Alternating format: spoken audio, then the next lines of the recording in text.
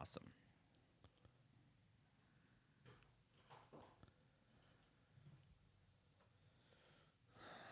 Green energy is a term for energy that comes from renewable sources. Is that written?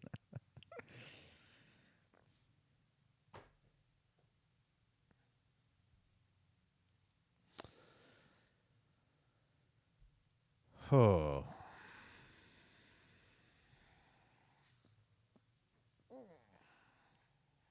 You ready for this, or is it recording? Yep. Good? All right.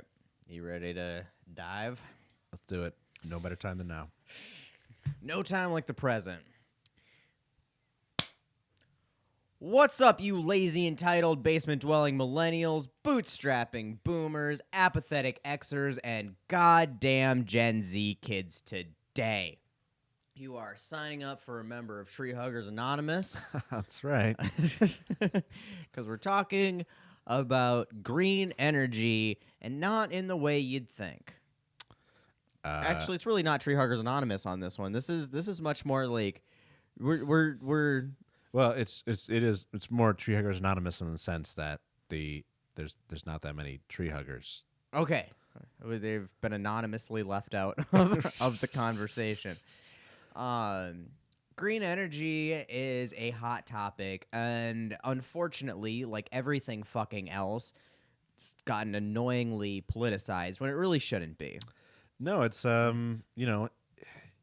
when have you ever, like, in the 1900s, previous to like 1970s or 80s when this conversation was first started, like, when was the first time that you ever thought or like seen anything that was like, well, maybe we should think about producing energy in a way that doesn't like hurt people, or that like is good for the environment? Like, that's just, nobody was like, yeah, I love me some hydroelectric. I just need it. I need it all up in me. I don't want that coal. I don't want that oil. Give me that green energy, son. But also like it was like we've had green energy for a long time, right? Yeah. I mean, obviously Las Vegas has, for one, among others, but more famously. And it was, back then it was looked at as, this is American jobs, this is American energy, you're bringing electricity to people. I mean, that was the whole TVA. It was largely based on hydroelectric dams. Right. In many places, Colorado has, Depression era public works projects that were hydroelectric, obviously all up and down the West Coast, Colorado River Valley, and then Tennessee Valley Authority, and there's right. Yeah, you got tons of nuclear research that derived from military, but found its way into energy production on the civilian side. No, I mean, it started that way. Oak Ridge, Tennessee, right. Which was the kind of the birthplace of nuclear energy in the American nuclear program. Speaking nuclear, do I say that word? Nuclear? Yeah. Nuclear? Does it stick out to you? Because it fucking pisses so many people off on my TikTok. They get so mad at the way I say nuclear. Nuclear.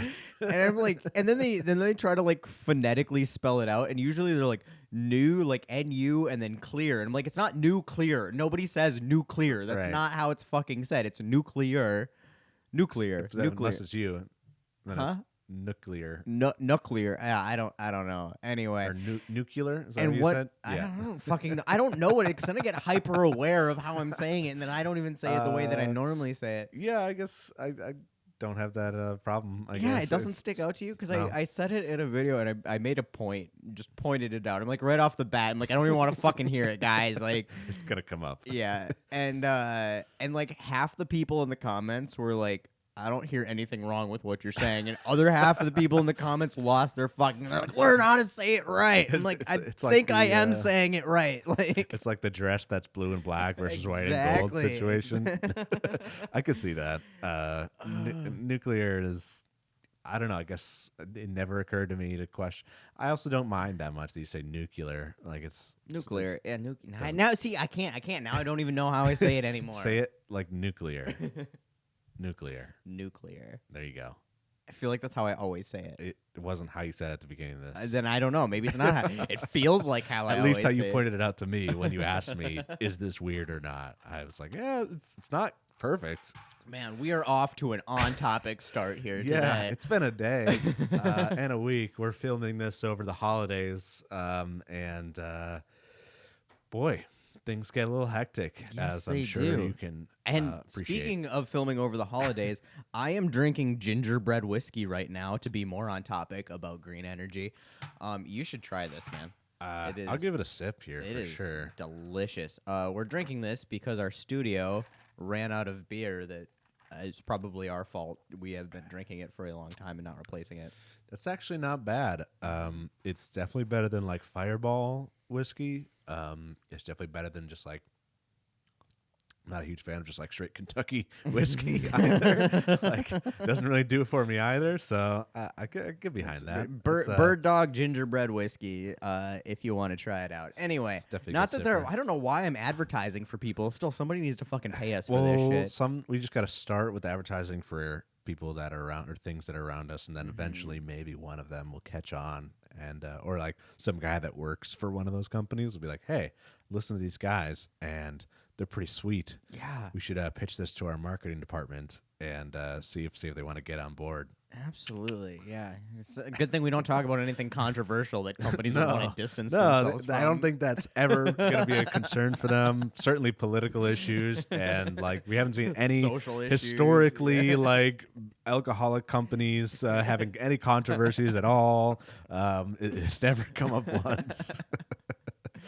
Anyways, we're here today to talk about green energy, renewable energy, not about alcohol, though it does Hey, tend you know to what? come up. Ethanol. Right. Is No, it- yeah, if you wanna go down that road, the ethanol. I didn't put that as a renewable energy resource for us because that has more to do with transportation fuel Yeah. rather than like your energy grid, Yeah. which is kind of the focus of this. But those two they do overlap. You know, obviously transportation, energy grid with the EV situation, which is important. So in that sense, we do talk about transportation, but not the ethanol corn No. blend, which I just put in my car actually. Ooh, you Ethanol lightning. 88. Mhm. Got a little bit, not the newest car, but like a car that's just new enough to take that. And Dude, and any car, if it's fuel injected, here's the thing, people. Now, don't sue me if your car blows up after this. You can we're run. not responsible. You can run straight fucking ethanol or E85 or any blend of it in any car built after, I think it's 1988 or something. I thought it was like 2001 or 2002 or something like that. Well, that's when they're certified for it. Oh, certified. For some level of ethanol, but they've been putting ethanol mixture in gasoline since the mid to late 80s.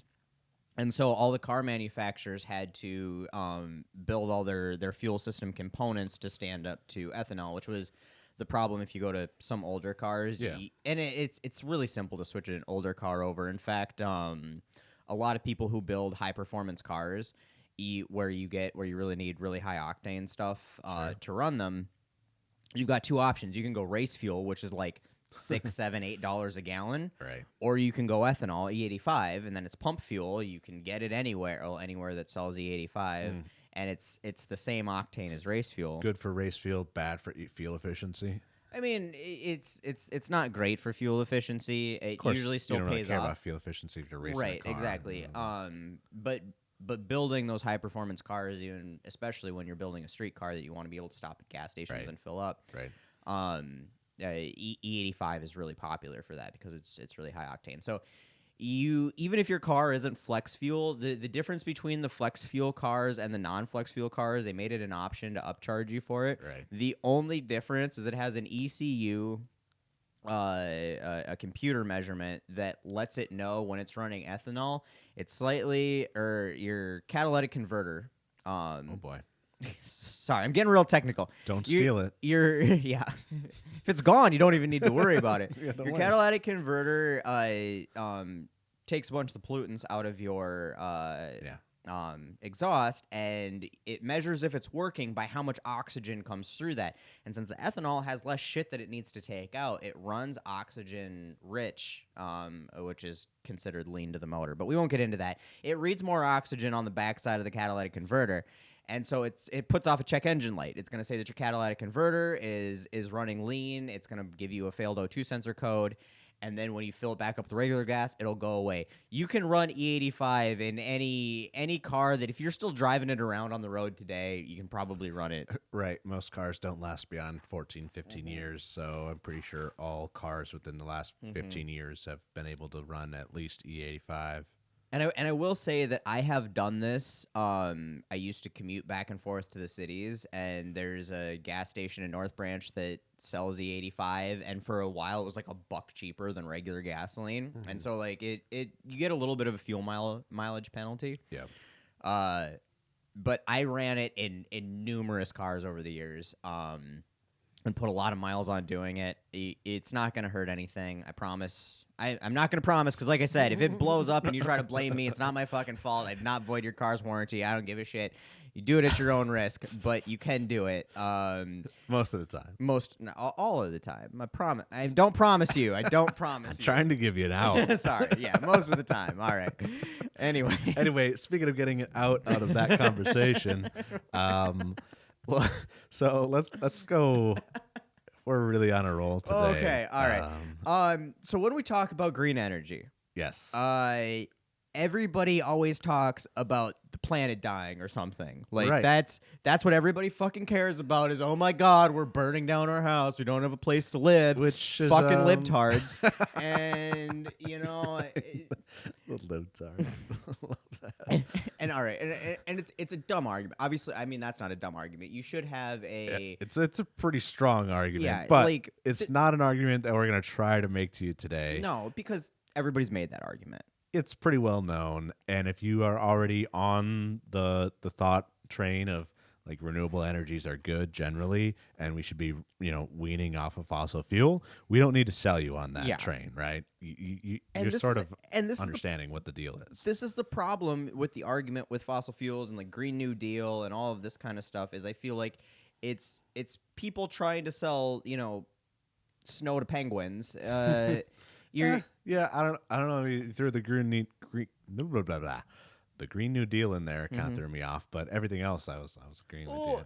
You just the selling green energy because again, going back to this being super politicized is everything. Like fucking electric vehicles are politicized. Like I mean, people Right. have politicized rainbows at this point. Like everybody's politicized everything, and this is one of the things that's been overly politicized. And the problem is that it puts people off to even listening to any arguments about it. But like everybody who is not on board with it at this point, they've heard the arguments that global warming's a thing. If they're like it's a conspiracy, you're not going to convince them that it's not a conspiracy. No, they already believe no. that millions and millions of people around the world have gotten together and like, hey guys, what would be a really good idea? We should just lie to everybody and tell them that the world's getting warmer for no fucking reason. Right. For that big green energy million money. person conspiracy level here. Like there's like a few things about conspiracies and whether they work or not. And having a million people in on it, it's a bit of a red flag. Yeah. But so if they believe that is real, you're not gonna sell them on the climate change thing. And if you believe that climate change is a problem, you don't need to be sold on it. So we just It's something that I think because it's what everybody gets stuck on this topic. But there is real legitimate common ground arguments to be made because that's with most topics. Absolutely. And what are some of the things that people who are traditionally against green energy, what are some of the things that they generally find important? Well, national security. Fucking America, we need to blow up the fucking terrorists. And well, right. Not only our outward projection, but our national, defensive security. If we're reliant on other countries to produce energy, then that reduces our ability to be secure as a nation and to project our force throughout the world, which we would contend is maybe not the best thing always. But besides that point, for those people, it generally is the best thing. Yeah. Like we're talking about the boot in your ass crowd. All right, it's the American way. And it's a good song though. it's catchy. It's so catchy. It's so catchy. I was singing it in my song as you're saying that. I was like, I wish I could say anything bad, but it's just so good. It's so good.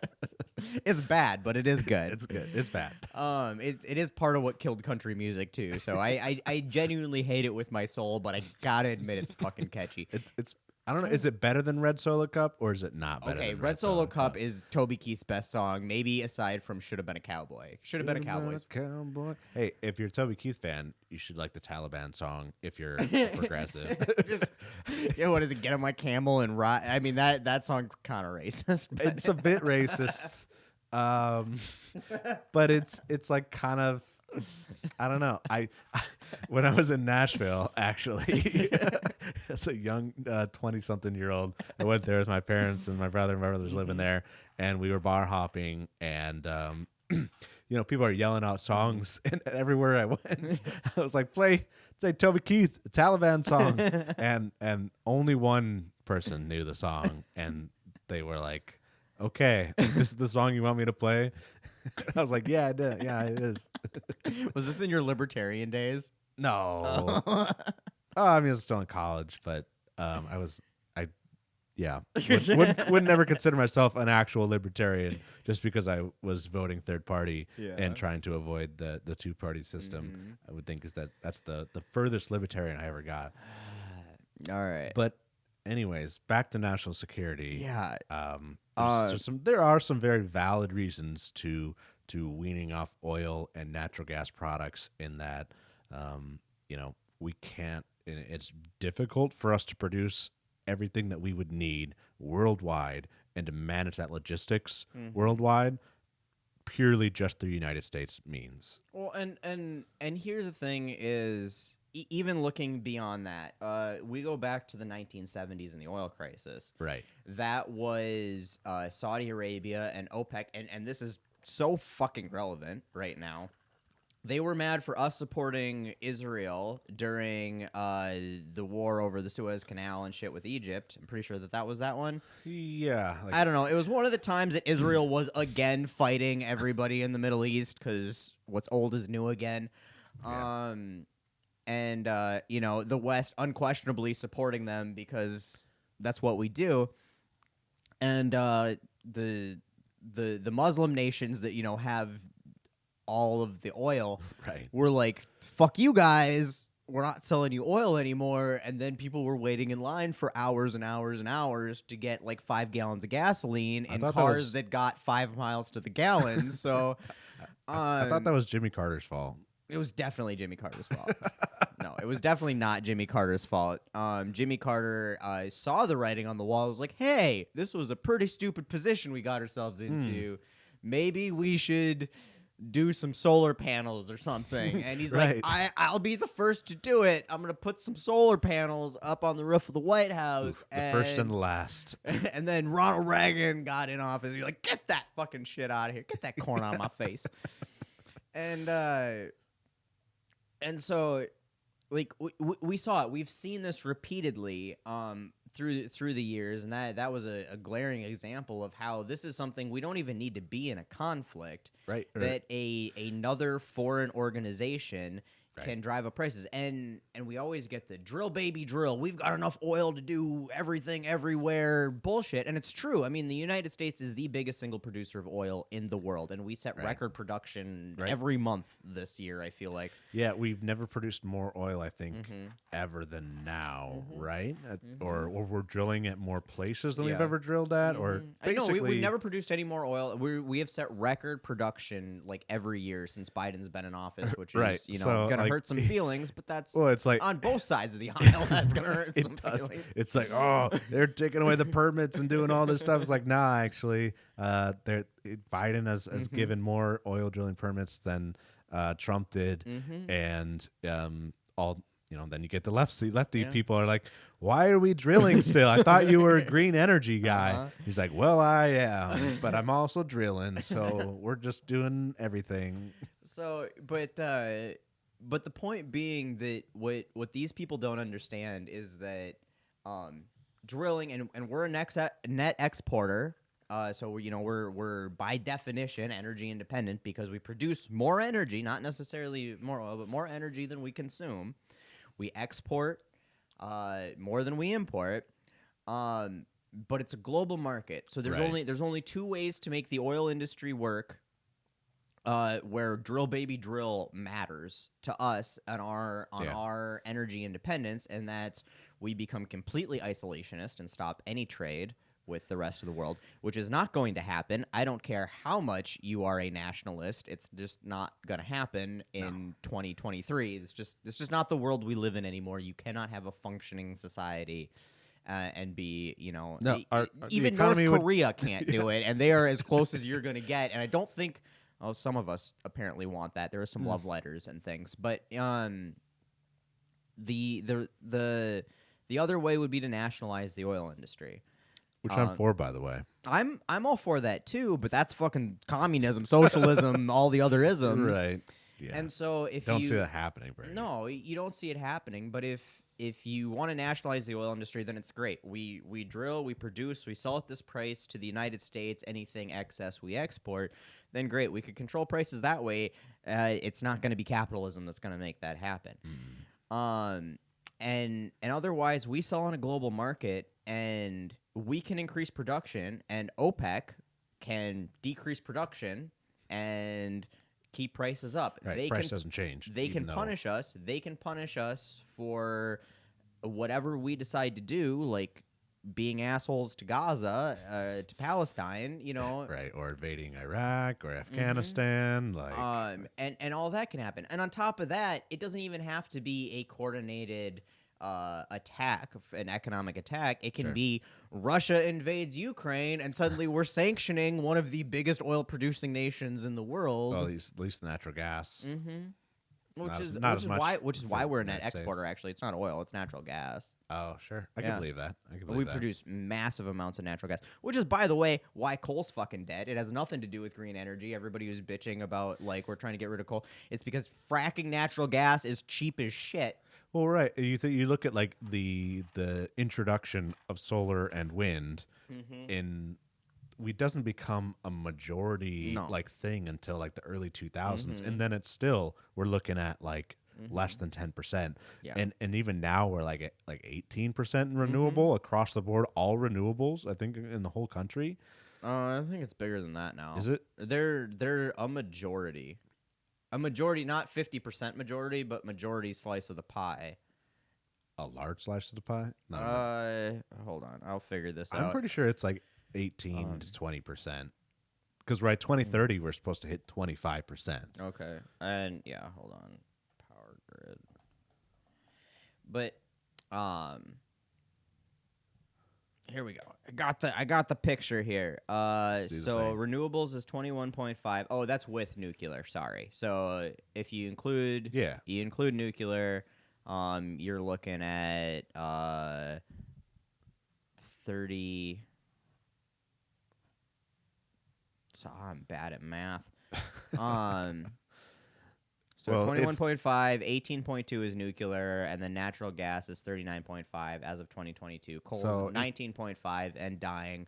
Coal is dead because of natural gas.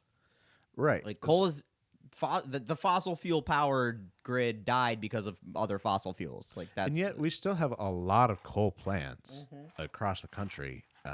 Those plants, some of them are still being built today. So it's not even all of them are being disassembled or something like that. I don't think we're building any new coal plants.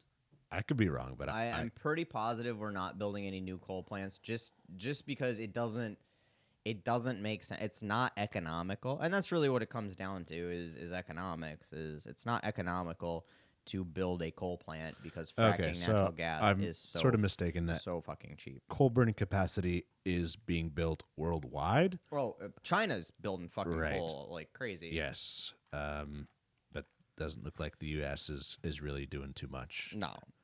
Coal died, and they try to blame it on windmills and solar panels, and that's not the reason it died. It died because fracking made natural gas stupidly cheap, and they could go to natural gas turbines, which can be done in much smaller, cheaper to set up plants. And you can use natural gas byproducts a lot more easily for just consumer products and consumer needs. So So coal died because it's an outdated fuel source at this point. But that's the thing is, so you get a war started with two foreign adversaries that we're not even involved in, but that affects global energy supply. Right. But that's the thing is, if you have a bunch of renewables, domestic renewable, you're going to have the wind doesn't stop blowing here at home because Russia invades Ukraine. The sun doesn't stop shining here at home because Saudi Arabia decides to punish us for Israel and Palestine going at it. That means that, and even if it's not 100%, every single percent that we take off of our demand on fuels that we burn that are on the global market to stuff that can't be exported. We can't export solar and wind energy, at least not very easily. Not very easily. We do import some renewable energy from Canada currently up in like Rochester. Okay, I'm not real worried about Canada. I don't know. Those Canadians, they might get a little restless up there. Connects, yeah. We got a pretty open border on the Canadian side. There's no wall up there at all. Get chased down with a dude on a horse wearing a red jacket if you cross the border, though. Right. It's a little scary. So, yeah, I mean, even if we, if you look at our current imports, we're still importing some oil because we're selling a lot, but we're also buying some because we're trying to buy it off the world market. So, I think that's a distinction to make. Here's an interesting thing, too, is United States crude oil is some of the best crude oil in the entire world. Got the best stuff. We are. America, when it comes to oil, fucking America, okay? We got that good. We got, we do. We got, they call it, I think it's like sweet and sour crude oil. So like sweet. it's like, what are you talking about? So like crude oil can be sweet or it can be sour. And sweet crude oil is good crude oil. It's like easier to refine and shit. Sour crude oil is bad. It's like the sand coal or like the sand oil or whatever. I don't fucking know. But we have refineries that are built to handle the shitty crude oil. Sure. And we produce, and so they can still they can still refine the good crude oil, but the good crude oil gets a better price. Obviously, it's easier to refine, and a lot of countries have refineries that are set up that can only handle the sweet stuff because you have it's more expensive infrastructure to build refineries that handle sour crude.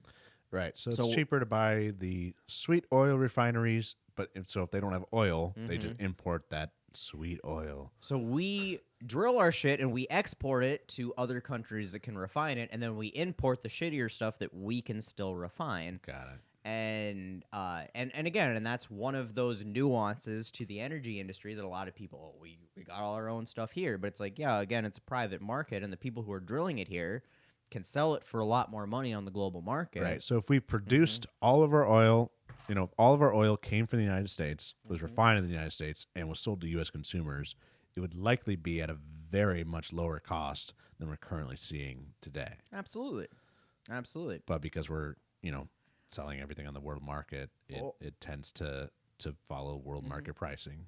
Or we could do something, and I probably shouldn't even say this because I'm going off of like old memories that I didn't fact check before we got into this. We're okay with that. So double check me again. Never say anything I take for granted. I am not infallible, and this may be one of those situations. But I believe it's Venezuela is a huge exporter of oil.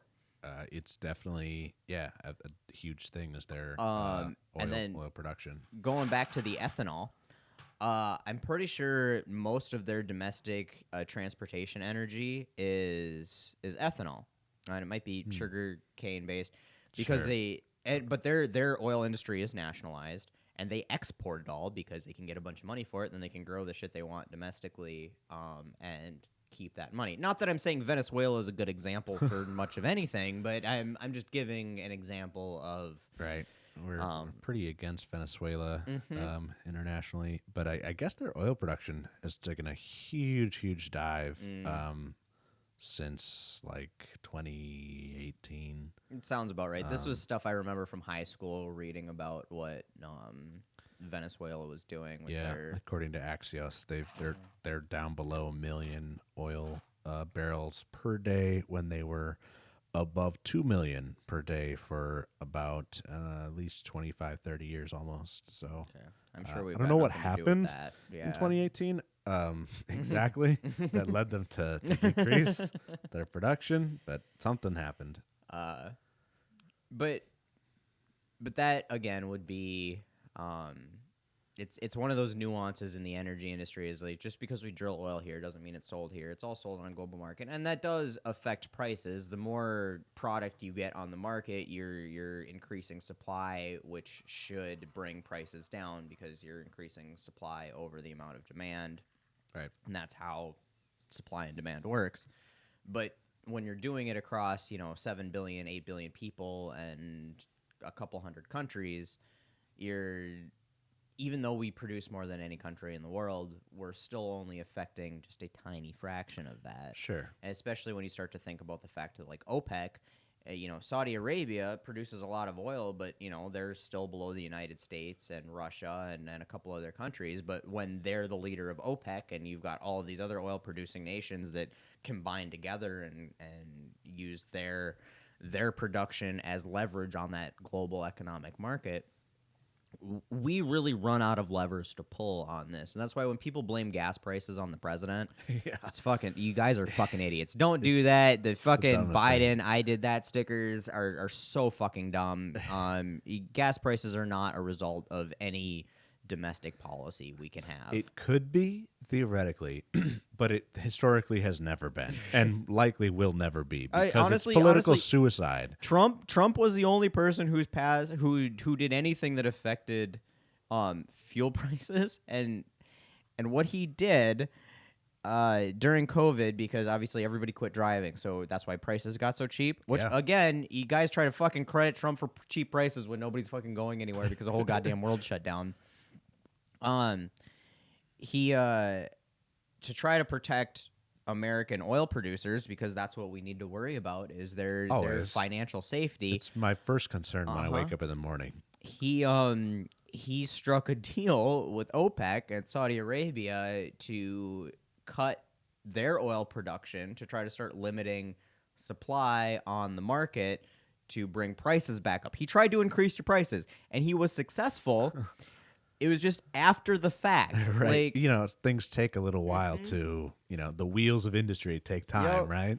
And he was so successful in part because then he pissed Saudi Arabia off, and he tried to go back on the deal after the world started moving again. And it's like, okay, now he's coming up to re-election and prices are starting to come back up, and he saw the writing on the wall that might look bad. And they're like, no, fuck you. We're gonna keep production down because they wanted their money back too. And you're like, we signed this agreement with you. Real thing. So that's the only real time that a president has really affected oil prices, and that's because it's the only time in history that we've had such an unprecedented global shutdown that affected the oil market like that. Right. Yeah, something that will probably, hopefully, never happen in our lifetimes again. But considering our potential for disasters is exponentially increasing these days, it seems it's likely that it will happen again. Hopefully, not for a while. So we've told you all that to tell you this, that national security is a good reason to get behind green energy, just from the standpoint that, again, the oil crisis of the 70s, the fact that Russia invaded Ukraine and all the sanctions going on with that, and the global turmoil, and OPEC deciding to do whatever the fuck OPEC's going to do on this particular Tuesday. Didn't OPEC also, aren't they part of BRICS as well? Yeah, they are part of BRICS, which is, again, another national security concern. Not technically related, but sort of related, because they're one of the biggest energy producers in the world. Right. Hopefully that shit doesn't go sideways. It's not. I mean, they don't have enough. They don't have enough, especially when we still have the biggest sticks in the world, and that's really what keeps the American dollar. The American dollar is, our giant swinging dick is what does that. Well, we also made a deal with OPEC back in the what was it, like the 80s or 70s for the petrodollar, essentially to take, like, instead of the gold standard, we sort of tied the American currency to the cost of oil in a way that had never been done before, which is a whole thing. Yeah, not one I really understand all that well. I know the very, skimming top of the line level, but petrodollar is a real thing. It absolutely is. Yeah. And it is very much related to America and the American dollar. But beyond sort of the national, needs of Americans, needing oil, needing fuel, needing gas, and just our national security and our nation be able to function. Also, the nice thing that would be to be truly energy independent and not have to rely on any of the world market, even if we, stop producing any fossil fuels at all. I guess there's probably more to that. Oh, there absolutely is. Part of it for me, and I'm in a lot of car groups online because I like things that turn gasoline into noise, and Right. Taylor's been to my house. If you follow me on TikTok, you've seen some of the shit. I've got lots and lots of cylinders. I wouldn't mind that Studebaker, not gonna lie. I have lots of shit that doesn't get Prius level mileage. Okay, and I enjoy driving them.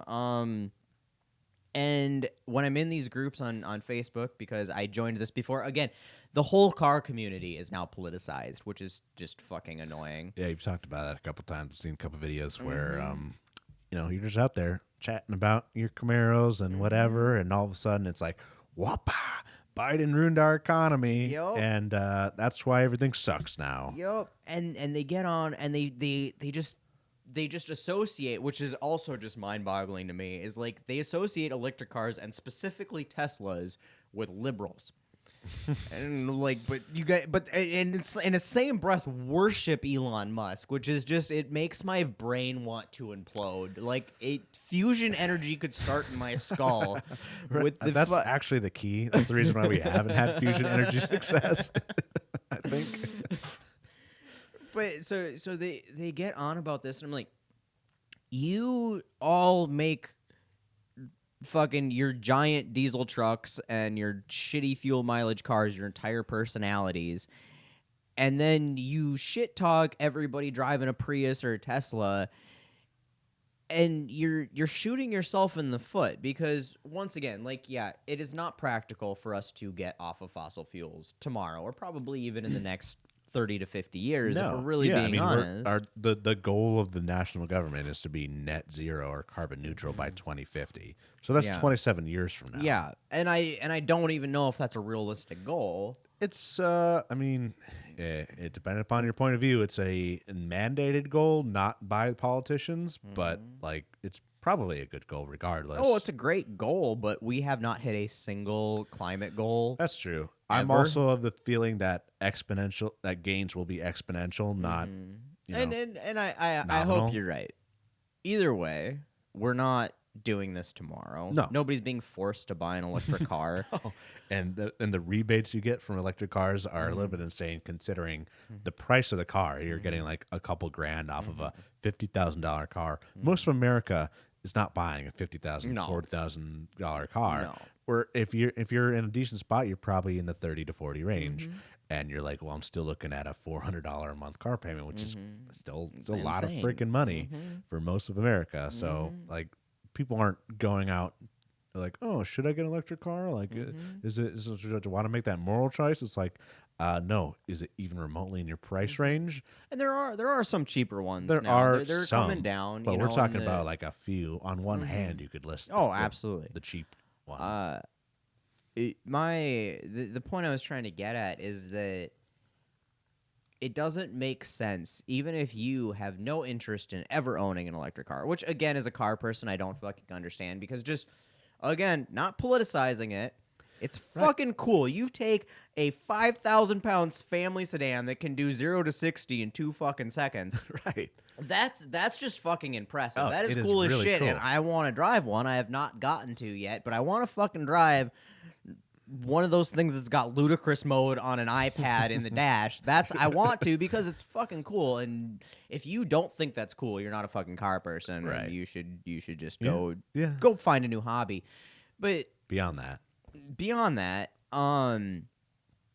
I like driving shit that doesn't get good mileage, and the more people who drive shit that doesn't use gasoline or diesel fuel. like me, I got my Honda Civic. Yeah. Just little putzes long. Actually, does a pretty good job, but Absolutely. But the more people who drive shit that the more people driving electric cars Right. or battery hybrids that aren't using oil to go down the road means that's less demand for oil, Right. which the law of supply and demand, the high school economics class you should have passed would tell you that means Right. that it is cheaper for you to drive your big ass fucking truck or my 427 El Camino that gets 3 fucking miles to the gallon on premium. Like that. So again, another reason that has nothing to do with the environment, like Right. that you should support green energy. Because if Right. you've got people using electricity that's powered by wind or solar, then you can keep driving your gas guzzlers longer for cheaper. True. Yeah. I mean, I tried to find some data to like specifically back up that claim that like the less gas we use, like the cheaper fuel prices will be, which theoretically, like you said, like it should happen. With decrease in supply will decrease the price, or decrease in demand will, decrease the price. But like, I couldn't find a huge claim to that or anything to back that up specifically from any like reputable sources.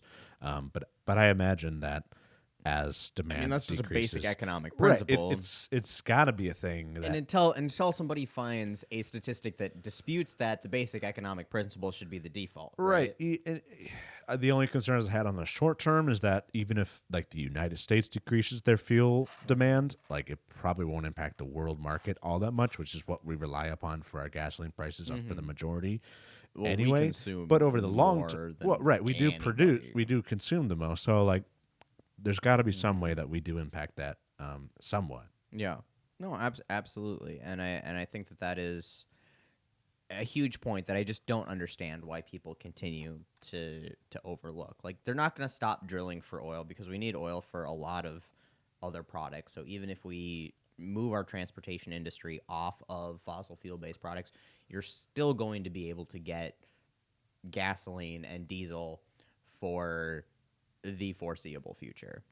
Yeah, I don't think nobody's going to be taking away your non-electric car or anything here. Just like Right after there, you come for your gas stove. right? Yeah, your gas stove, man. Oh. That was a controversy that was not a real controversy. Completely made up. Completely My made up thing that was just- right near the end of COVID. People, there was a thing where they were coming for your gas stoves. The Gestapo coming for your gas stoves. Yeah. Right before they prepare for the war on Christmas. Right. Yeah. They're coming for everything that you hold near and dear. In case you didn't know, you apparently do hold your gas oven near and dear. I mean, I have an electric oven now, and I fucking hate it. I'm not going to lie. I don't believe that you use it that often. I do all the time. Oh, stovetop range. I don't use the oven that often, but the range on top of it, technicality. I cook, motherfucker. Do you? I do. Never cooked for me. Actually, I feel like that's a lie. I feel like I probably have cooked for you. I was probably drunk when I did it, so I don't remember doing it, but I feel like I have. That's why I don't remember eating it either. You've been over enough where I feel like I should have cooked for you by this point. That's we also love going out to eat and this is true. We do go out to eat a lot when you come up. But then on top of that, you got the health issues that come with like there's a non-climate issue with like just parts per million pollutants that are created by the tailpipes of cars. And that's why people talk about car and emissions so much. It's not because like driving your car, commuting to work and back is you yourself are destroying the environment, or even just like normal people across the United States. It's less than 10% of all of our CO2 production, or just like greenhouse gases production, is just people driving their cars or in their trucks to work and back and on vacations, road tripping across.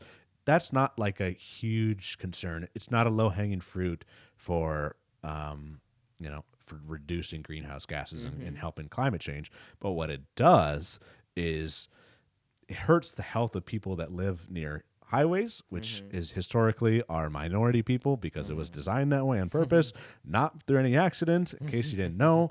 But the pollution that gets derived from producing coal and natural gas energy, and from the tailpipes of your cars, has a real material debt, or real material cost to people's health.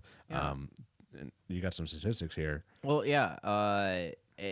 And this is one of those things. Obviously, it's a little bit hard to qualify, but it's roughly 3.5 million deaths a year annually worldwide, and between 100 and 200,000 of those are in the U.S. And these are usually premature deaths. Too, Premature right? deaths, like, yeah, not like 90-year-old people. We're talking, people getting sort of like diseases or some sort of chronic, illness that is related to respiratory, usually. That has to do with breathing fossil fuel emissions, and whether that's living in close proximity to power plants. Yeah, I mean, if you live in LA or Arizona, like or Phoenix, like what we're talking about. Like there's just a really big problem with air pollution in those areas. Absolutely. And then on top of that, not even including the deaths, just the cost to treat people who are dealing with the health problems before they prematurely die, costs us $800 to $1 trillion a year, and that's a not unsubstantial number. No. And I know that this gets brought up, and a lot of times people kind of shrug that number off, because like, how do you measure that? But remember, they used to put lead in gasoline. Right. That was a thing that we did. We put lead in gasoline and then we burned it and made it aerosolize in the air where you breathe. And then people breathed it, and then we got boomers. Yeah. I mean, this is, and I sound like I'm being an asshole, but this is a genuine thing. The majority of the population over like 65 has some health effects, brain damage from lead poisoning. Yeah, my parents always joked that I was raised very young as a toddler in a house that had probably lead paint chips, and they always joke about lead paint chips. It wasn't the lead paint. I mean, like, it was a problem like when people painted their baby cribs with it, and like the babies would chew on the. But the lead paint was the gasoline. The gasoline was really the big thing that caused all the boomer brain damage. And I'm sorry, but that's a thing that happened. And then we realized that was a thing that was happening. And we're like, hey, maybe we shouldn't put all the lead in the gasoline anymore. And people did the same shit. They're like, no, you're not taking the lead from my gasoline, because they're like, cigarettes are good for you. Right. People are fucking weird, and just. And I mean, obviously this happened with aerosol. We saw the hole in the ozone layer open up, and we're like, hey, the aerosol is doing that. And they're like, no, it's not. But they're like, yeah, it is. And this was back at a time when we're like, science is real. And then, so they still listened. The governments There was no Neil deGrasse Tyson to go around and tell you that science is real. This was pre.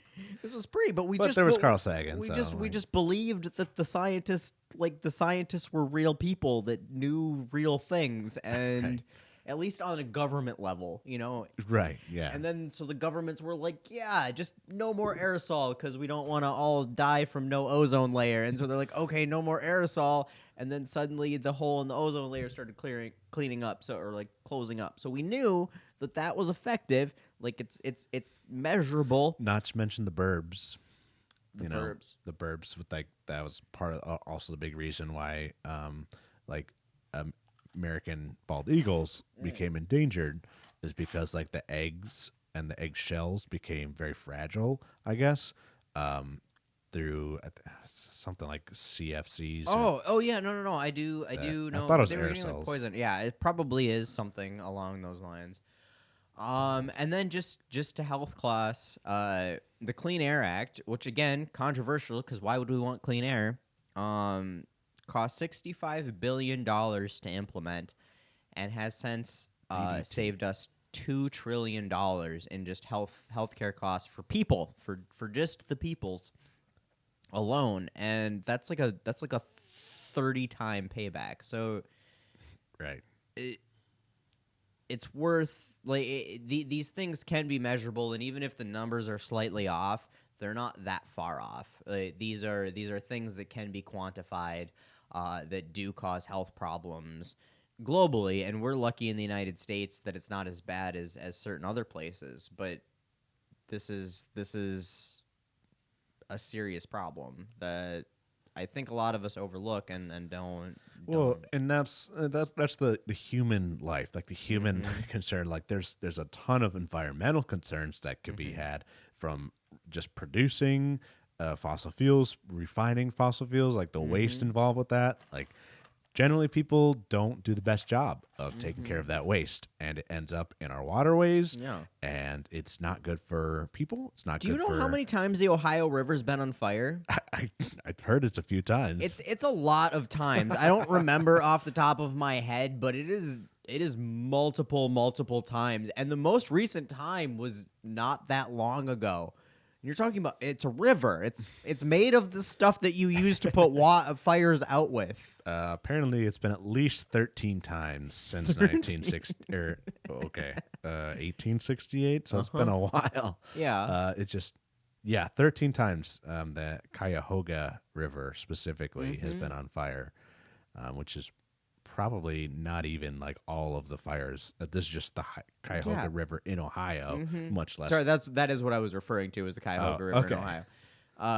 That's a lot of times for water to be burning. Just can we all agree that sometimes the pollution is actually causing a problem when rivers catch on fire and shit? Like, right. So there's very real actual environmental issues, and even people that are like way out there are still like, yeah, we need to take care of the water and the fishes so we can eat our fish, right? Like when if you're fishing in Minnesota and there's a polluted lake, like it's a big deal, and people are very concerned about that, and a lot rightfully of it's so. Right, absolutely. So there's a human health concern, there's an environmental health concern, there's a just physical dollar amount that gets brought up for like in Florida, like all these more and more hurricanes that are happening, right? It's a little bit more climate changey, and if you're not in the climate conspiracy, then you can just gloss over this. But the amount of damage that extreme weather events have been causing is in the hundreds of billions of dollars, even as near as last year. So it's only going to get bigger, and it's only going to cost us more as we get further down that road. So there's hundreds of billions, if not trillions of dollars every single year that the world and the United States is going to be incurring by us continuing to use fossil fuels. Absolutely. And then I think one thing, again, because we're getting dangerously close to the climate conspiracy again, and we're not here to talk about the Rothschilds. I can't even go down that road. Not even gonna do it anyway. But the one other thing here that people who generally don't believe in the climate conspiracy would. Gosh, we can't even do that with a straight face. I'm trying, man. I'm trying. One of the other things they're real worried about is American gerbs. You know, you got to keep those American gerbs. They took our gerbs. And making fun of that's a little fucked up. Like, jobs in America are very important. Yeah, good paying jobs in America are very important. And here's the thing: is do you know where oil can be drilled and refined? not in America. Like, you can do that in places that are not America, right? Like, the oil that we burn in our car could have been drilled and refined in not America. Like, it could have been drilled and refined in Saudi Arabia or Russia or True.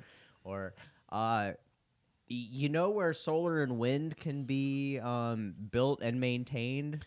Well, generally, it's not being built in America right now, but if it's being installed in America, it has to be Americans installing it. Well, and that's where I mean, like, by built, like, if you're building a solar farm, Oh, right. No. you're building that solar farm in America. The pieces may not all come from America. Right. No, the But actual the solar panels, infrastructure whatever. is being built in Right. America. The wind turbines are being built, Yeah, more so for sure. yeah, in America. The power grid to hook all that stuff up is being built in America, right? And then- maintained by people who live here, who happen to be Americans generally. Exactly. So, you can't export that stuff. No. Like, you can't. You can export maybe pieces of it. Like, you can the actual solar panels may be built in China, or The turbines and stuff. A lot of that stuff is built or at least manufactured Components, components are in Mexico or China. But when it comes to being constructed here in the United States into a functioning system and maintained as a functioning system, you need well-paid people who know what they're doing to Right. build those, to maintain those. And then furthermore, the people, like, again, that gets just mind-boggling with the anti-Tesla people who are also super pro Elon Musk, that I still can't figure that one out. And also, like fuck Elon Musk. Tesla's fine, I guess, as far as like a car company, and I can appreciate what they've done. It hasn't been profitable unless it sells carbon credits to the market. It hasn't been profitable in a car manufacturing aspect to Right. date.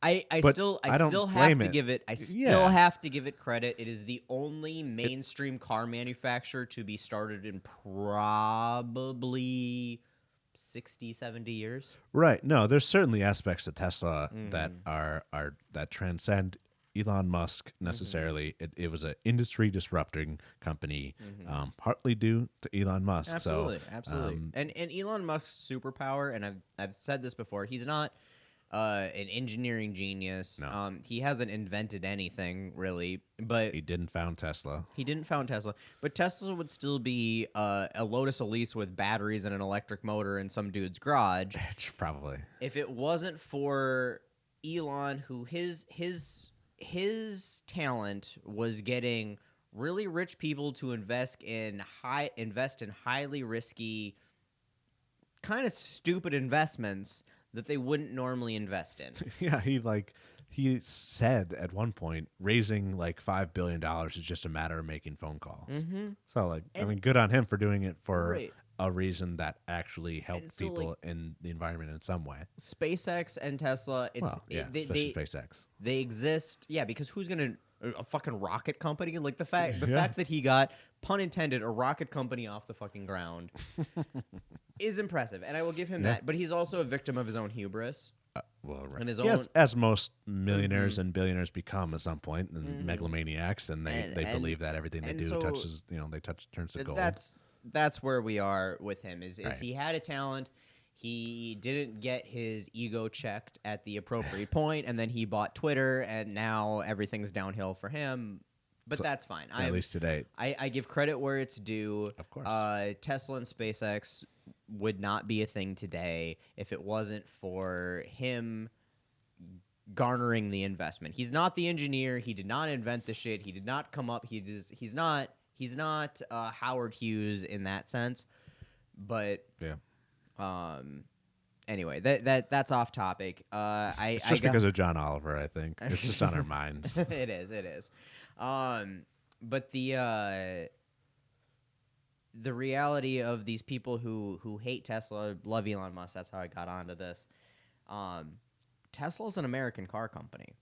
True. Yeah. It's built by American engineers. It's manufactured in America. I'm sure they've got plenty of imported parts, like Ford and GM and everybody else. I mean, not to mention their battery production, is and there's absolutely some things there. But again, these are American jobs. true. American jobs that'll hopefully get unionized at some point. Not if Elon has anything to say about it, but he Well, Sweden's having something to say about it right. Yes. But that's something. So you can have American infrastructure, American built infrastructure that can't be exported because, again, you can import and export coal and oil and natural gas. All of that can be transported.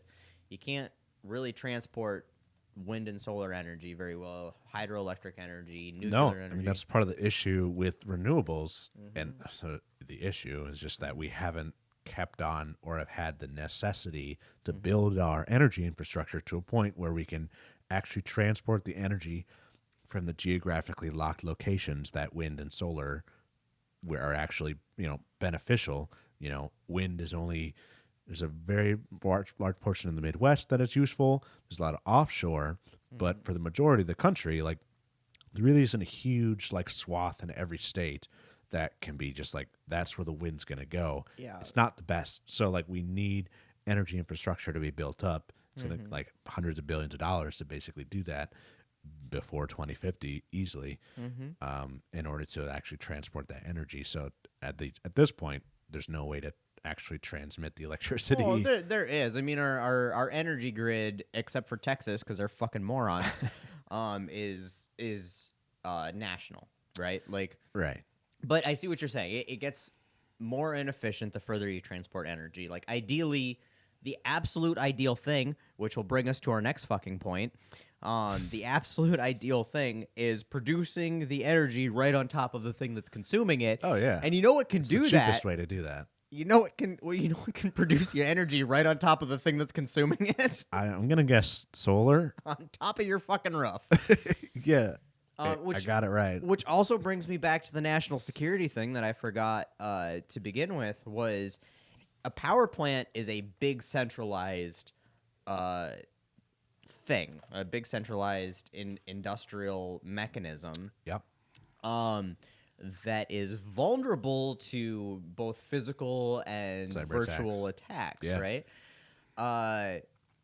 And if we have, one power plant can provide power to tens of thousands, even hundreds, millions of homes and businesses. If a foreign adversary decided to attack that could be crippling to, if they could take out a couple power plants on the eastern seaboard, they could cripple most of the eastern seaboard, which would cripple a lot of our country. I mean, that would be devastating. There's been many movies that are made about crippling the energy infrastructure that will basically take down an entire swath of the United States. But it becomes a lot harder to do that when you have decentralized energy generation. So now if half the houses in the country have solar panels on the roof, now suddenly all of that energy infrastructure is spread out and you have a lot more work to do to try to attack all of that energy feed, because all of these are feeding different parts of the grid that are worked by different networks. Then you've got wind turbines, and when you've got thousands and thousands of wind turbines spread out across parts of the country and out in the ocean, and these are, again, different networks that are feeding, that makes our national security better. Right. No, absolutely. And so I don't understand the green energy thing aside. Right. Just forget about climate change for a second. Yeah, the conspiracy. The conspiracy of climate change, all those billions of people who got together and they're like, we're just going to dupe the Americans. Right. For big climate or big solar. Big solar. Yep, it's such a huge industry. It's just eclipses the oil industry because it's solar and it's eclipsing. I see what you did there.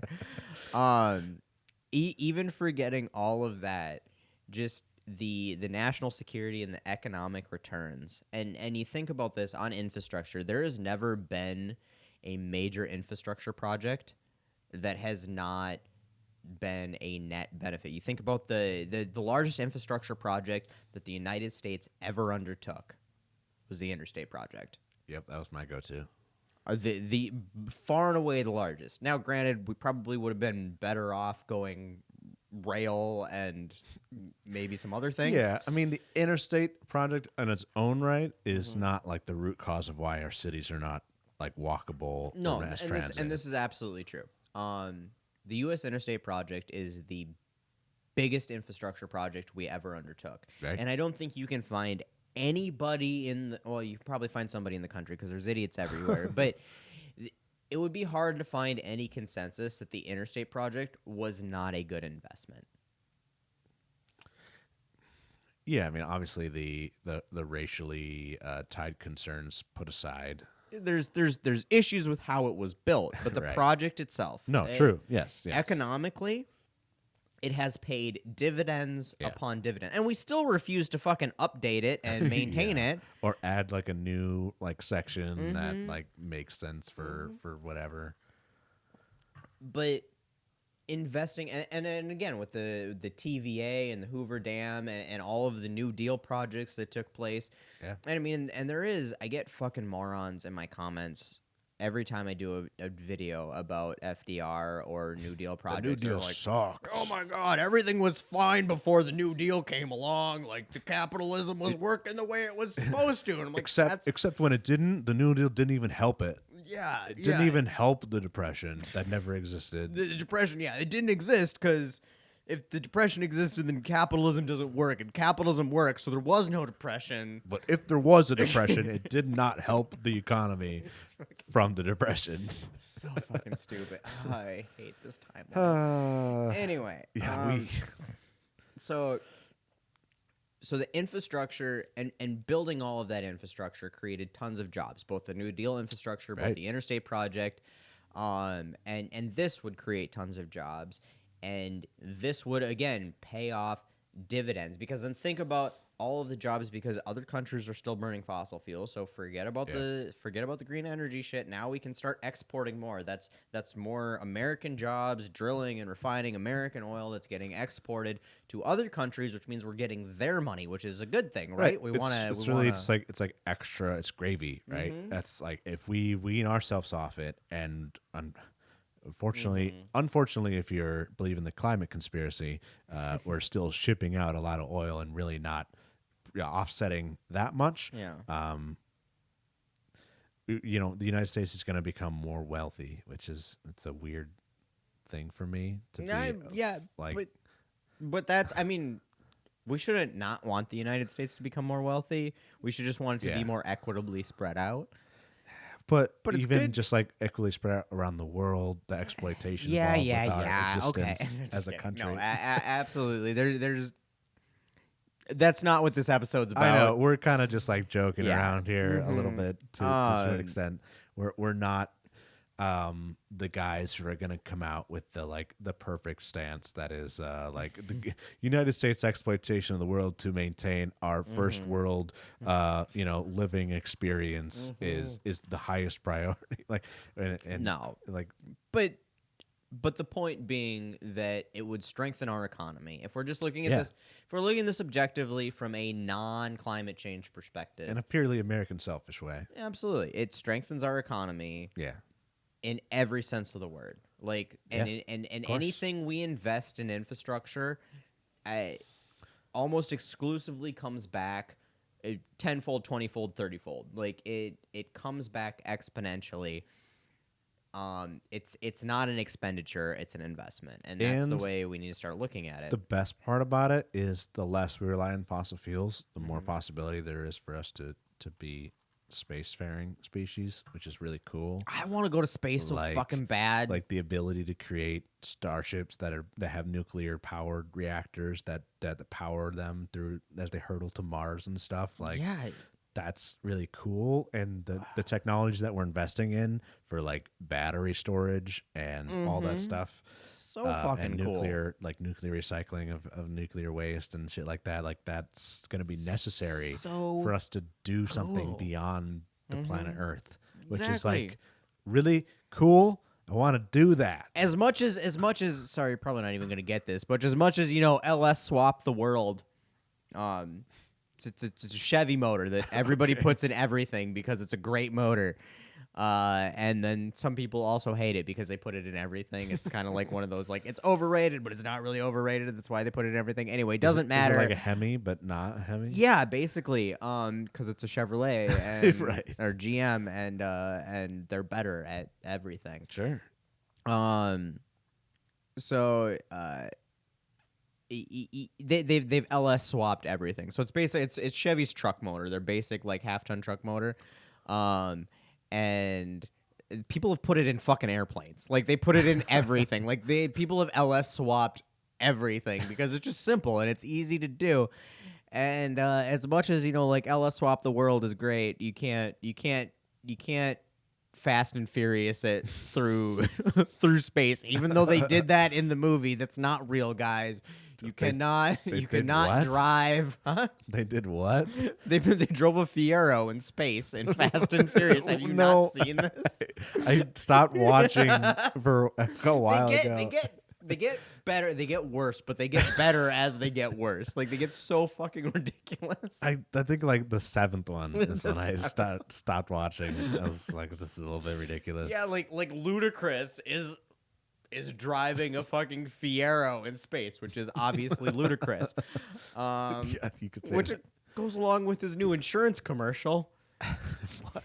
I don't know. They're like, it's a State Farm commercial, Yeah. and they walk in and they're like, their sink is spraying all over the face, and they're like, "This is ludicrous." And then Ludacris appears in the room, and he's like, "Oh, yeah, you don't need me for this." And he's like a good neighbor. And then Jake, who's now not the original Jake, and I'm still mad about it because, like, I mean, like, I get they're trying to be inclusive, but they made Jake a cool black guy, and I don't even care about the skin color part of it. It's just like the Jake was like, "What are you wearing right now?" And he's like, khakis, and it was super awkward, and you could have done that any skin color, I don't care, but now Jake's like kind of like suave, and I don't know, it just lost its effect. I am so far off base again.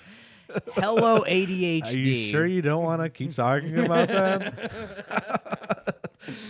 Anyways, is there anything else that we can add to this conversation that is not about Fast and Furious or Jake at State Farm?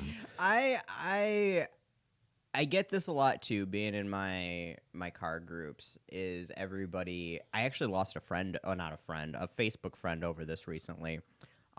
Is the dirty sides of clean energy. I mean, yeah, it's a concern. It is. It absolutely is. The Facebook friend I lost over it was a raging liberal too, which is weird.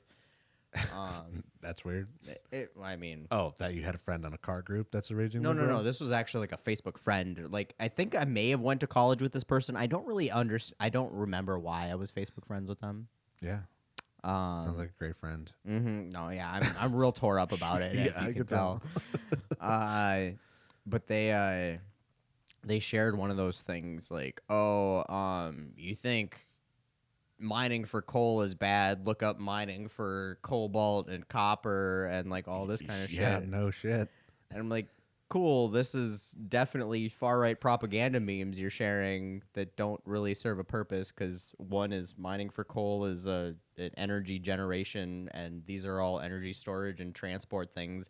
They're not offsetting each other, so that's, again, a false Unless you're equivalence. mining for coal with an electric mining machine. And then not using that coal to produce energy. So, and I kind of called them out on that, and then they said, like, I misunderstood the meme, and I was like, I'm pretty Well, sure I didn't. Also, memes are classically just like extremely transparent in their meanings and never are convoluted at all. They're super straightforward and have really great messaging, notoriously. It went, exactly. And I was an idiot, according to her words, not understanding that. And so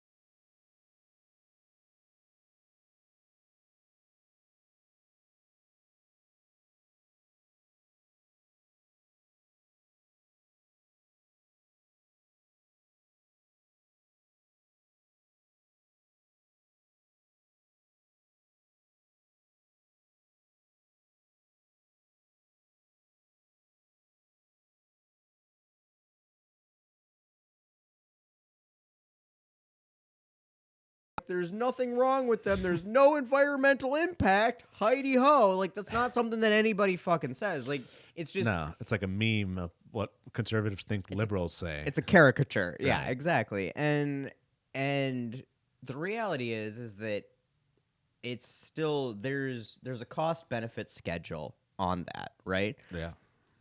And so the well-to-wheel payback, and it depends on where you are in the country, and there's a bunch of things, but some of that changes, but it still ends up being a net.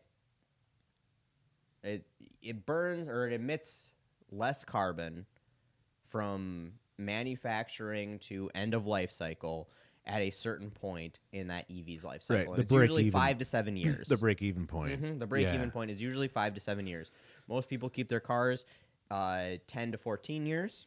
Cars are on the road, whether or not they bought them and then had them for Right. 7 years. But A to your car's point, life cycle is Yeah, usually car's 10 life to cycle. 14 years. right? So in that car's life cycle, it will be better for the environment. And that Yeah. includes, because this is another thing, is like the meme I see all the fucking time is a picture of train carrying coal that's like, oh, look at electric car fuel, or the one where it's a car plugged into a coal power plant. It's like, Right. ooh, I feel so clean, because people are fucking morons Right. and don't understand thermodynamics. And an No. electric car is an electric motor is 90-ish 5% efficient. Yeah, it's you could easily say that electric vehicles are roughly twice as efficient in their energy. 3 times easily. I've heard like combustion engines are around 40%.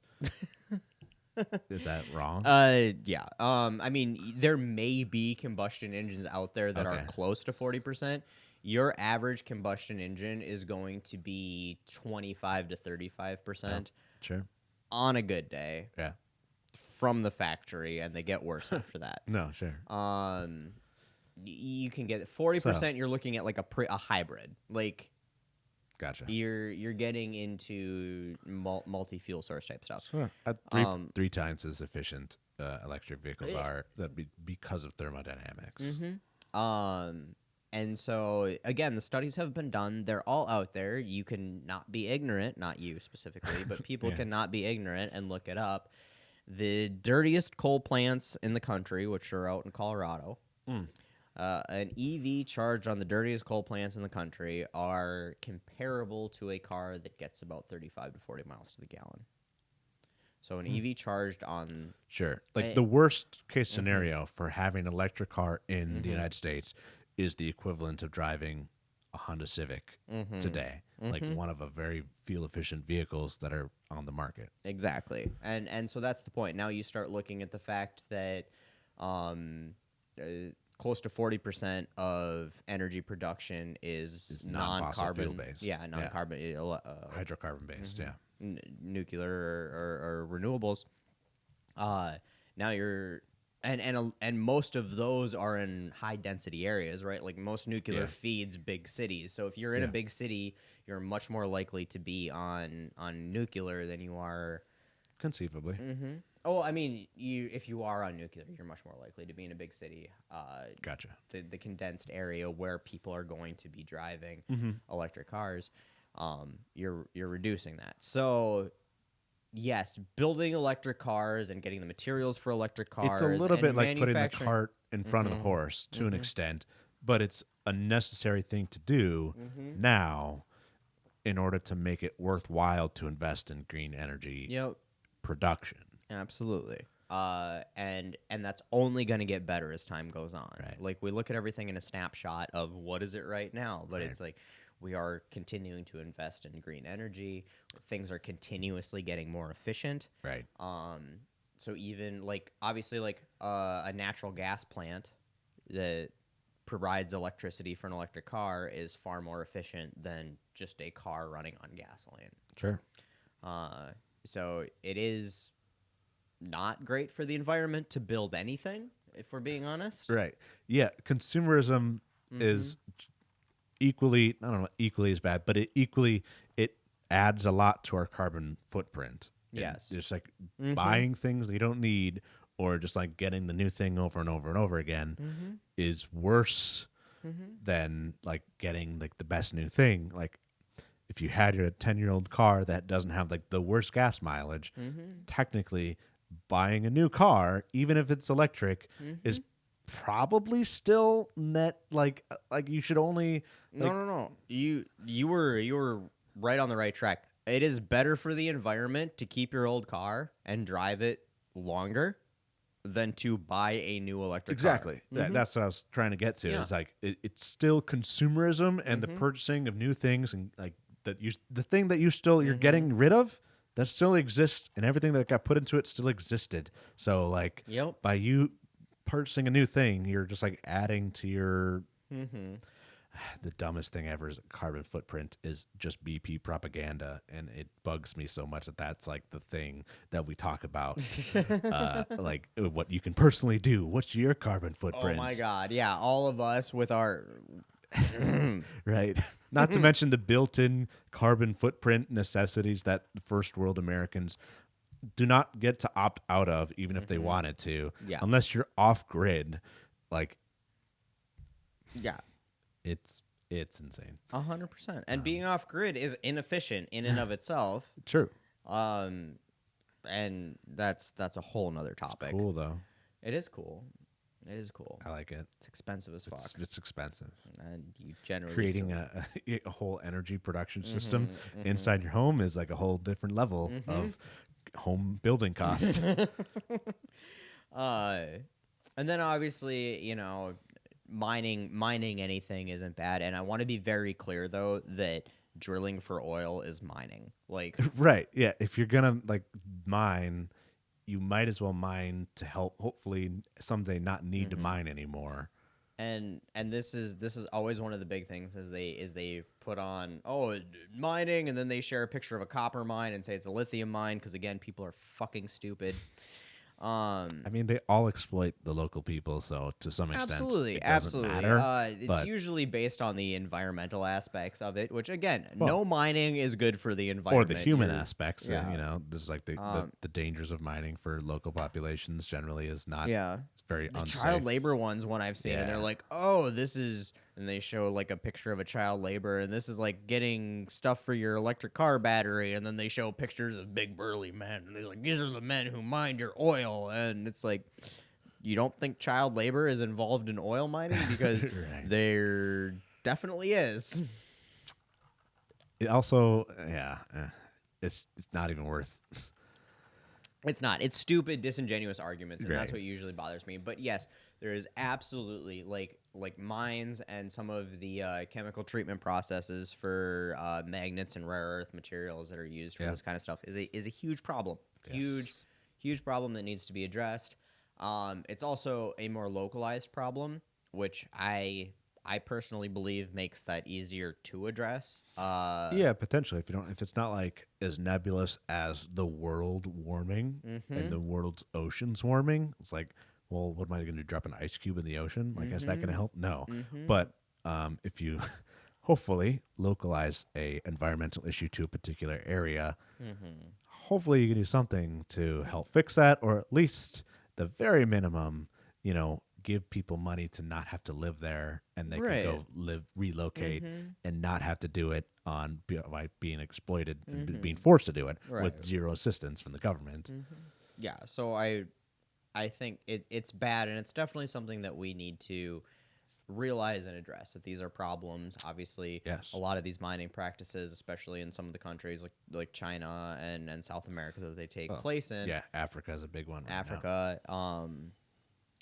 But again, that's localized where and here's the thing is, once those materials come out of the ground, they can all be recycled. And we have a long ways to go on recycling too. I think only 5% of batteries right now are recycled.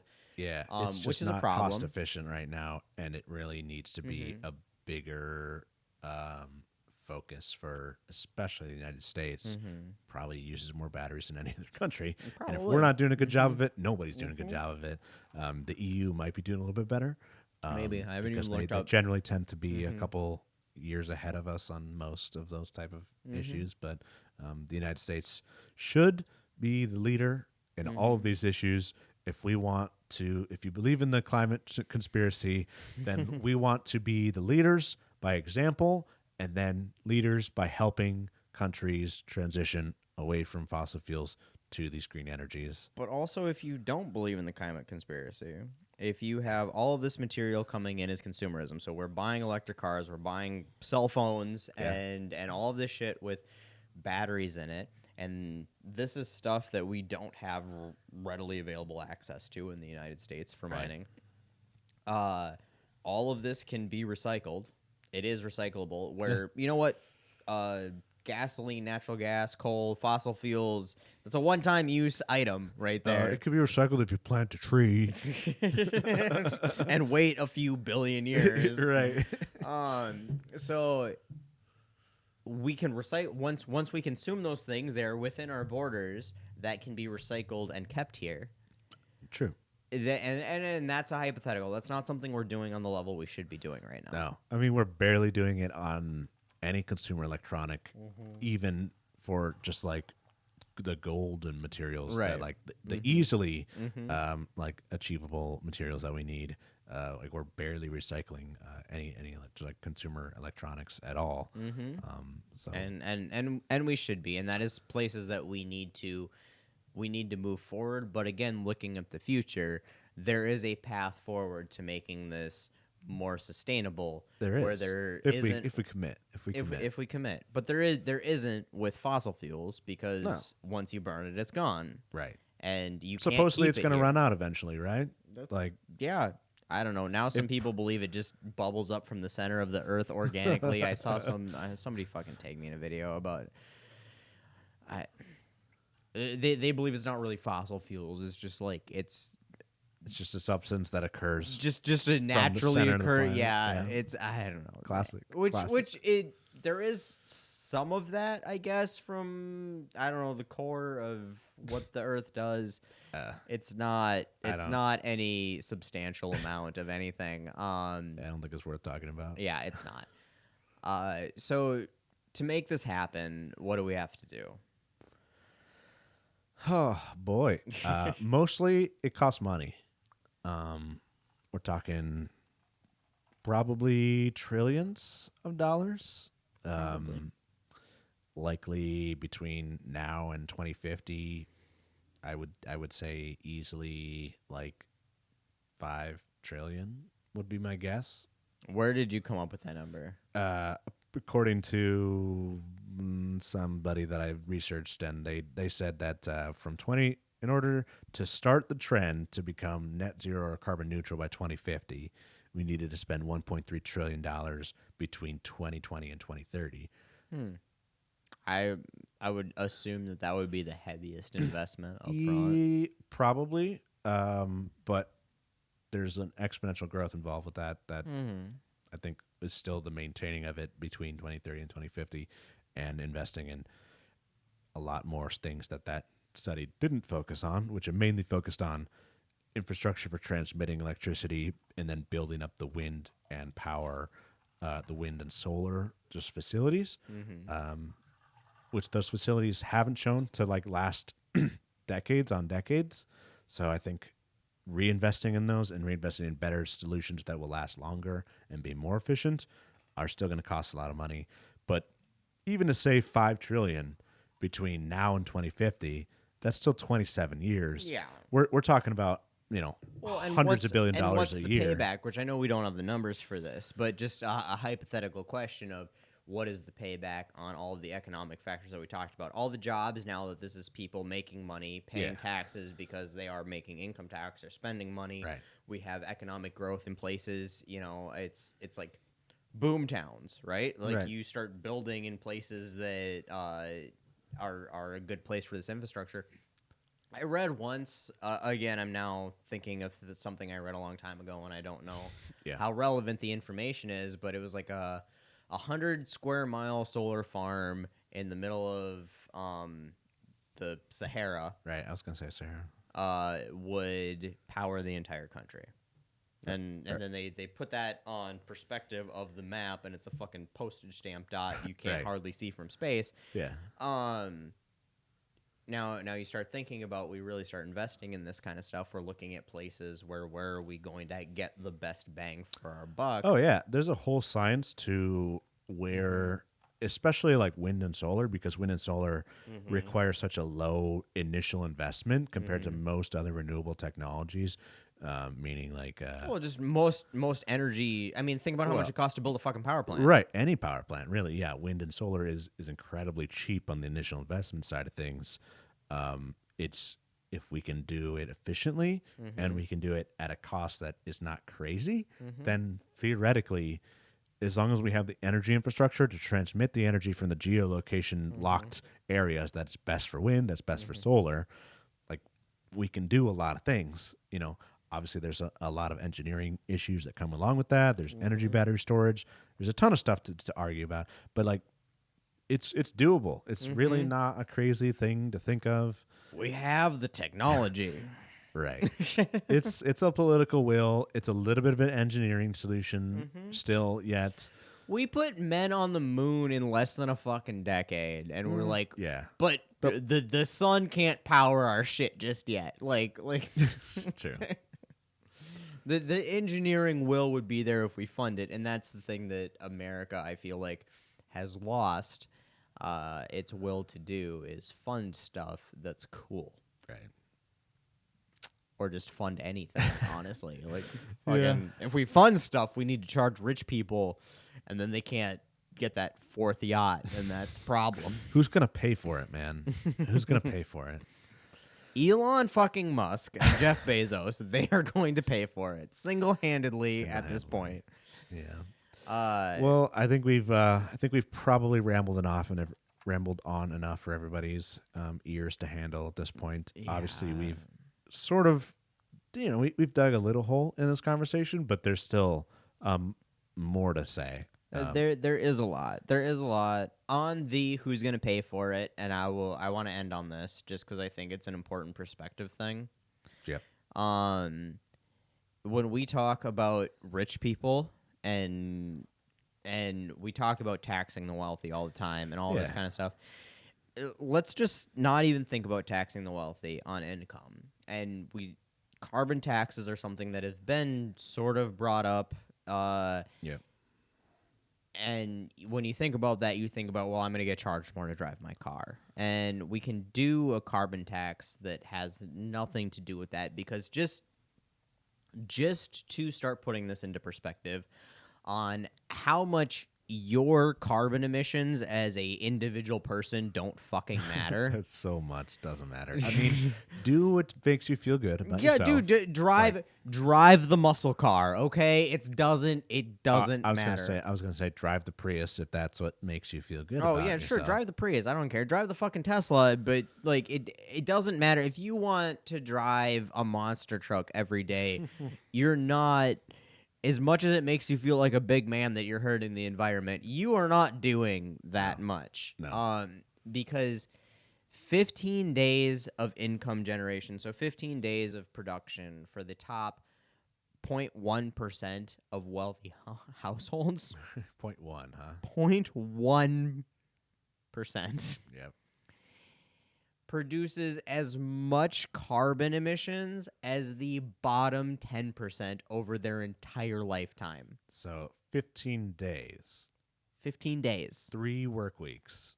3 work weeks of income production for the top 0.1%. And this is in the United States. Right. Like this is how grossly separated the environmental impact is. The 10% of the wealthiest people in the world produce 50% of total carbon emissions. The bottom 50%, which we're in that range, probably, Right. or close to it anyway. 8%, us fucking peasants, 8% of total carbon emissions, compared to, again, 10% of the wealthiest people produce the top 50. The richest 1% produce the same amount as the bottom 66%. And 1/3 of the carbon production by those rich fucks is just personal use. This is them flying their fucking private jets to the Super Bowl and going on their private yacht trips and like all of that shit. So like 33% of all the carbon that they're producing isn't even going to like benefit society. It's not even going to make them money. That's just their weekend fucking trips. Like that's just personal use, you know. Right. And That's insane considering, like you're saying, is what we're 8% we're responsible for. 175 million people in the United States are responsible for 8%, while like 1,000 people are just taking weekend trips and they're producing like 20% of the emissions. Yep. And this is why this is kind of a funny roundabout thing, but why that people are responsible for, by the way. This is not just like, this doesn't encompass like the entirety of like carbon footprint. No. Like between energy production, agriculture, and infrastructure, and just buildings, but like what people can control. Yeah. Like your personal carbon footprint. Yeah. Apples to apples, rich versus poor. This is what it looks like. Yeah. And it's insane. It is fucking insane. Like absolutely fucking insane. And this is why all you Swifties out there.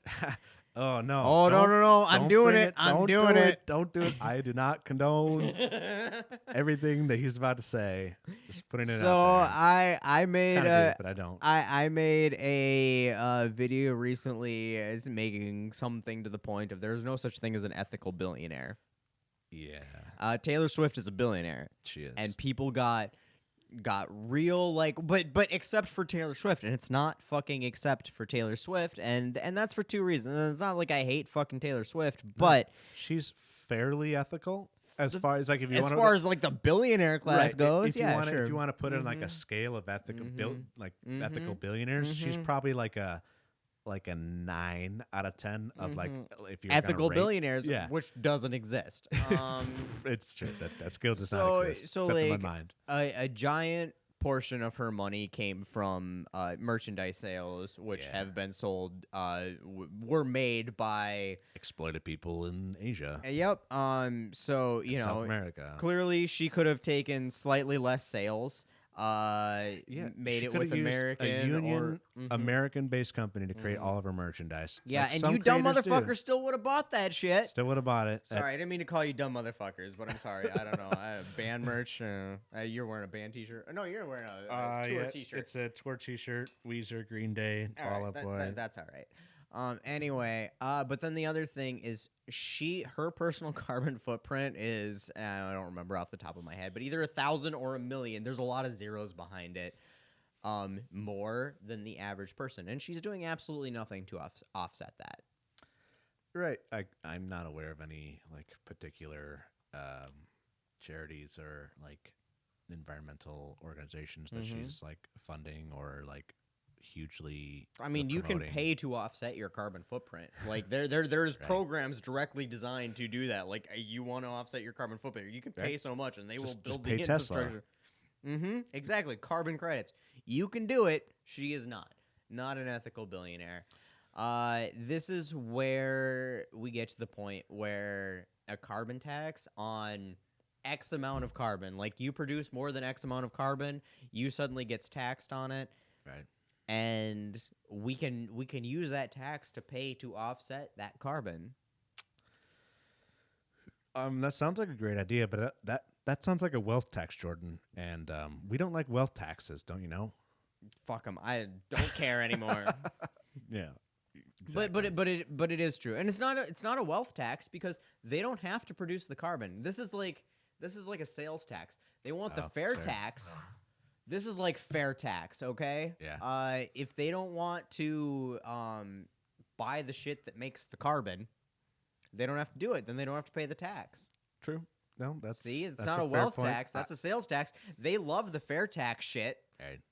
So right there, we solved all the world's problems. And on that note, I think if we've just solved all the world problems, we can probably let our listeners go. Yeah, thank you, guys. If you stuck it through this far. Holy cow. You're a true fan. You are. Comment and let us know, and we will like your comment or something. I don't know what we'll do, Yeah. but we appreciate you for hanging out this long. Yeah, we don't know how long this episode has lasted. We have no idea. We don't have a don't have a timer in up, and in front it's of us. probably way too long. It's way too long. It got dark out while we were doing this. It's Minnesota, so it gets dark really early on. It is a fair But point. It got dark out. We love you all for hanging out with us. We hope this was an entertaining one. We hit the Yeah. hard liquor this time, and I know it made me feel better. So I had like this much of rum and like 2 stories. I made 3 drinks during this episode. It was a fun one, though. It was a good one. Hopefully, it was and fun for you guys. I hope it was too.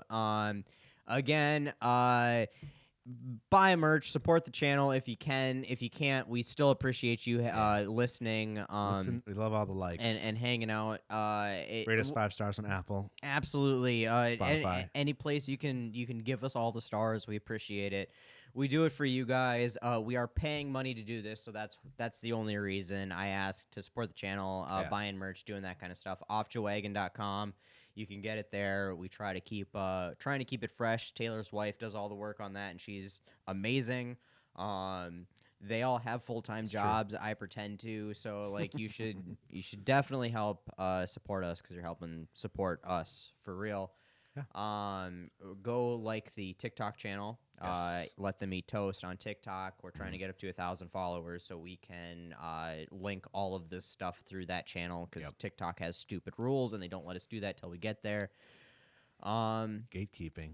Yeah, it is gatekeeping. Some bullshit. We should talk about that on one of these episodes. I got lots of feelings about fucking social media gatekeeping. Oh, yeah. Anyway, and then Yeah. Well, thank you for tuning in. Yeah, absolutely. If you made it this long, like we said, appreciate you, and you are a true fan. And Yo. hope to catch you on the next one. See you next week.